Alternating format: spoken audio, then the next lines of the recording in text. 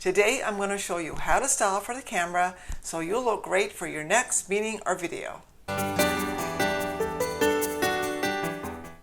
My name is Sheila and this is Chic and Confident, a channel for women over 50 who want to look great and dress with ease. For the best style tips, hit the subscribe button and ring the bell and you'll be notified every time I upload a new video.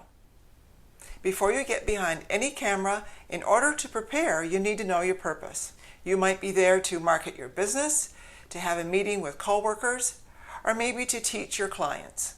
Whatever your purpose, deciding how you want to be seen will help everything else fall in place.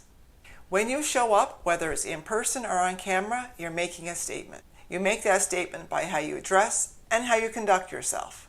The good news is you have control over it. If you want to look great on camera, one of the first things you need to do is wear your best colors. So here's a little bit about color. The best colors for you will make your eyes sparkle, your skin glow, and your hair shine. When you wear wrong colors, your skin will look drab, dark circles and lines will show up, and you will look a little unhealthy. The second thing about color is color evokes feelings. So when you go on camera, you need to be wearing a color that evokes the feeling from your viewers that you want. So here are some of the colors and a list of the feelings they evoke. Red represents passion, power, and leadership. Blue represents calm and contentment. So before you go on camera, think of the feeling you want to evoke from your viewers. If it's a feeling of calmness, you want to wear blue.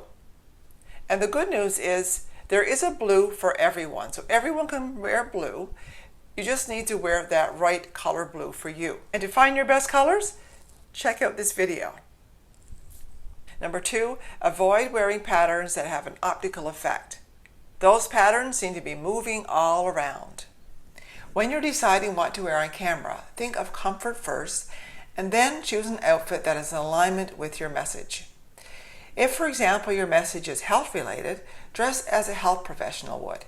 Or if your message is finance-related, dress as a financial expert would. Be sure not to mix messages.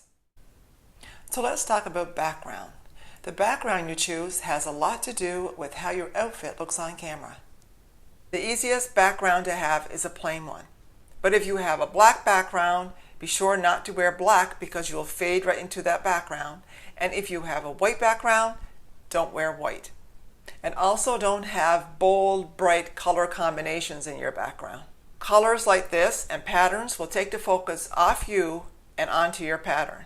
You'll also want to minimize distractions. So turn off your phone, make sure you're in a quiet space so you can focus on the camera. If you're in front of a camera for a meeting, just as you would person to person, come prepared, keep your focus on the speaker, and pay attention.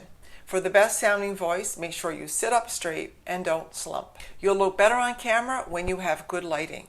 Have one light that sits in front of you that is on your face, or you can turn your computer towards a window. You also need to make sure that you are heard.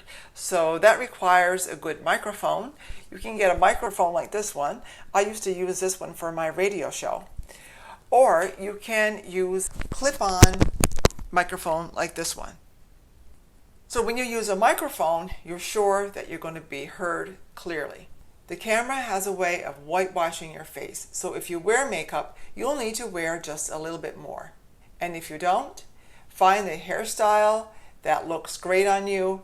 Just make sure you look your absolute best. For more style tips, you can follow me on Instagram, Twitter, LinkedIn, and Facebook.